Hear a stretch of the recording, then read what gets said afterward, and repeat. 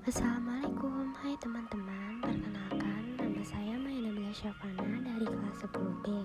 Jadi, di sini saya ingin mempresentasikan materi yang berjudul aspek ekonomi dan hukum dari produk informatika. Jadi, yang pertama-tama saya akan membahas mengenai pengenalan aspek ekonomi produk informatika. Aspek ekonomi dari produk informatika merujuk pada bagaimana produk-produk ini mempengaruhi dan dipengaruhi oleh faktor-faktor ekonomi.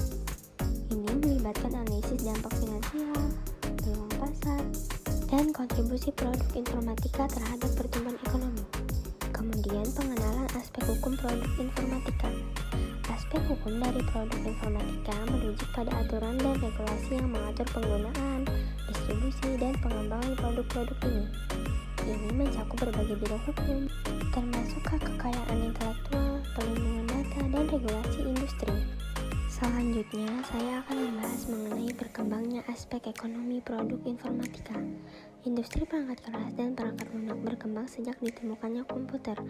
Mula-mula, perusahaan perangkat keras mainframe dan mini komputer yang muncul, misalnya IBM, Hitachi, Univech, dan berbagai merek lainnya. Kemudian, dengan lahirnya PC, personal komputer, dan diikuti dengan laptop, tablet, serta telepon pintar, industri perangkat keras mulai tumbuh.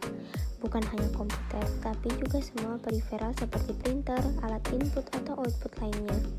Seiring dengan berkembangnya industri di bidang perangkat keras, industri di bidang perangkat lunak juga berkembang. Mula-mula, industri perangkat lunak menyatu dengan perangkat keras, dan perangkat lunak dibangun untuk perusahaan, bukan untuk kehidupan individu sehari-hari. Kemudian membahas mengenai berkembangnya aspek ekonomi produk informatika. Dengan munculnya PC, personal komputer, dan internet, penggunaan komputer meluas ke rumah tangga dan kehidupan sehari-hari.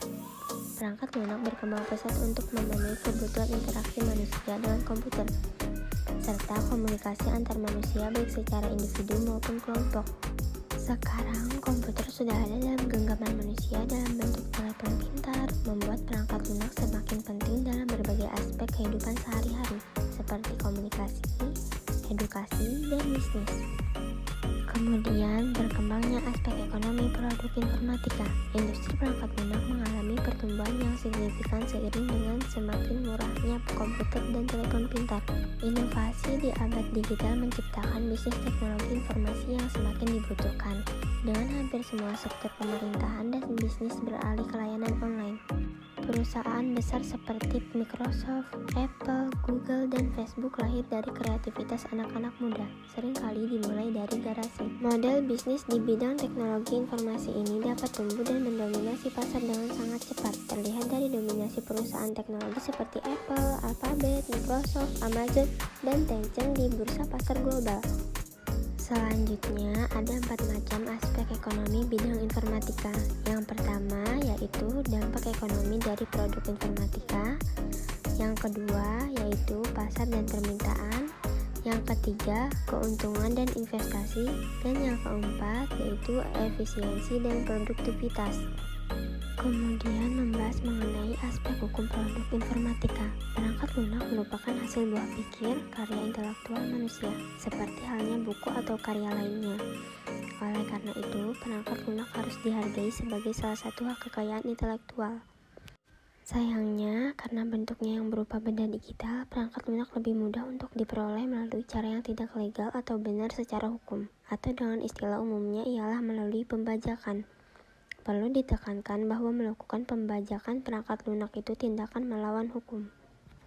Selanjutnya mengenai aspek hukum produk informatika. Untuk dapat memahami hal-hal yang boleh atau tidak boleh dilakukan terhadap suatu perangkat lunak, kita perlu melihat jenis lisensi apa yang disediakan oleh pembuat perangkat lunak tersebut. Lisensi perangkat lunak mencakup izin, hak, dan pembatasan yang diberlakukan atas perangkat lunak, baik berupa suatu komponen atau program berdiri sendiri. Penggunaan suatu perangkat lunak tanpa lisensi dapat dianggap pelanggaran atas hak eksklusif pemilik menurut hukum hak cipta atau kadang paten dan dapat membuat pemilik menuntut pelanggarnya. Dalam suatu lisensi, penerima lisensi diizinkan untuk menggunakan perangkat lunak berlisensi sesuai dengan persyaratan khusus dalam lisensi. Kemudian akan membahas mengenai 4 macam jenis-jenis lisensi produk informatika. Yang pertama, lisensi komersial. Lisensi komersial adalah lisensi yang bersifat paling restriktif atau mengikat. Yang kedua yaitu lisensi gratis. Sebagian perangkat lunak mungkin disediakan secara gratis dan dapat diunduh serta diinstal dari sebuah sumber tertentu yang disediakan oleh penggunanya.